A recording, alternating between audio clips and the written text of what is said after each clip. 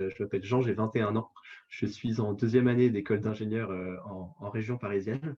Et avec mon ami Thibaut, nous avons cofondé une startup qui s'appelle Capsme, qui a pour but de réinventer l'usage des capsules de café. Il y a beaucoup de reportages qui existent sur comment sont triées ces capsules. Et en fait, on s'est aperçu que depuis 2008, le recyclage de ces capsules est une problématique. Et voilà, ça fait depuis 12 ans qu'on nous explique que le recyclage, en fait, c'est la bonne solution, mais 12 ans plus tard, en fait, 4 capsules sur 5 ne sont pas recyclées. Donc, c'est une solution qui s'avère inefficace. Donc, nous, on ne croit pas au recyclage des capsules. On croit qu'il voudra toujours mieux réutiliser ces capsules plutôt que de les recycler. Pour que ça marche, il faut que ça reste simple. Pour qu'on puisse changer nos habitudes, il faut que ça reste simple. C'est pour ça qu'on a conçu Capsme. Donc, d'un côté, ici, on a les capsules réutilisables, donc qui sont en inox, qui sont prépercées. Et de l'autre côté, on a conçu un rechargeur pour à la fois conserver le café et à la fois recharger les capsules. Je vous fais une petite démo tout de suite. On va mettre son café moulu ici à l'intérieur du réservoir. Une fois qu'on a mis son café moulu, on peut faire en fait 50 capsules d'affilée. Et comment ça marche? On ouvre le petit claquet, on prend la capsule réutilisable, on la met ici au milieu, on referme. Là, on vient tourner la partie basse. Hop, on vient secouer pour bien tasser le café. On retourne la partie basse. Et ensuite, on a un café qui est parfaitement rempli. Et après, il ne reste plus qu'à poser un petit opercule, comme ici. Hop, je fais une petite démo. Et voilà, ça se pose vraiment très facilement. Et en fait, là, du coup, on a créé, en quelques secondes, on a créé une capsule qui va être prête à l'emploi et qui va avoir un super goût, super résultat. Et donc, c'est comme une capsule classique. Et à la fin, on vient enlever l'opercule, on vient nettoyer le marc de café et on peut la réutiliser comme ça plus de 1000 fois. Donc, c'est en fait, on peut la réutiliser à l'infini quasi, quoi.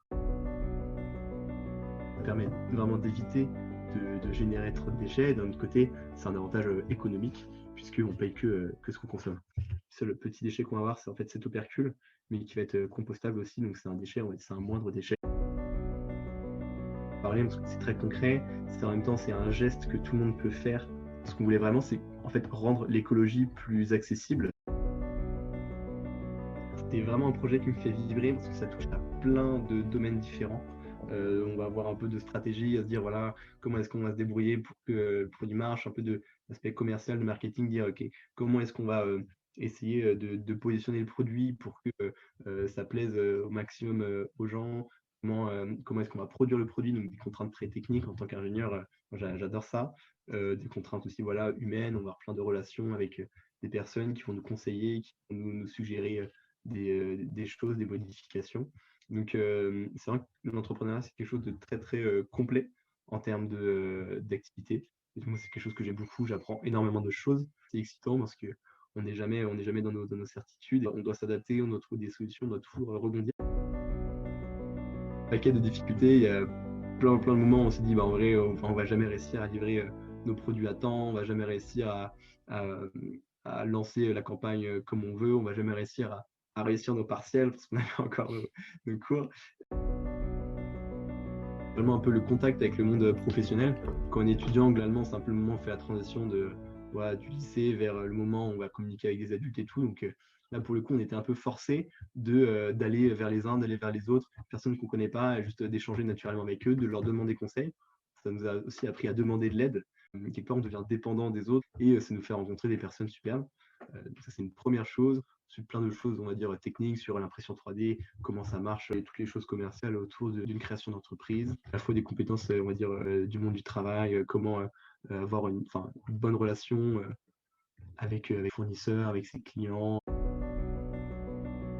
Déjà, dans la finalité du produit, l'impact écologique, c'était quelque chose d'assez important pour nous. On voulait aussi développer tout ce qui était autour d'une production responsable, c'est-à-dire aujourd'hui, le produit qu'on a conçu, les pièces sont imprimées en 3D à Nantes, c'est assemblé en région parisienne. Et voilà, notre logisticien est aussi français, les opercules sont français, le café est artisanal, torréfié en France.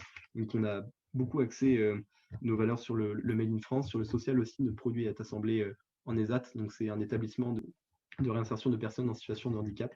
Donc là, on a aussi le pouvoir, on va dire, à notre humble échelle, de faire des choses qui vont dans le sens qu'on veut donner au monde. J'ai envie de transmettre de l'optimisme et de me dire en fait c'est un peu une perte de temps d'être pessimiste parce que dans tous les cas ça va pas changer les choses et voilà, tant qu'à y croire autant être optimiste parce que c'est trop triste si on n'y croit pas. Donc voilà, y croire à fond, quel que soit son projet, quelle que soit sa finalité. Et c'est toujours mieux de voir la vie en rose que de la voir en noir. Donc voilà.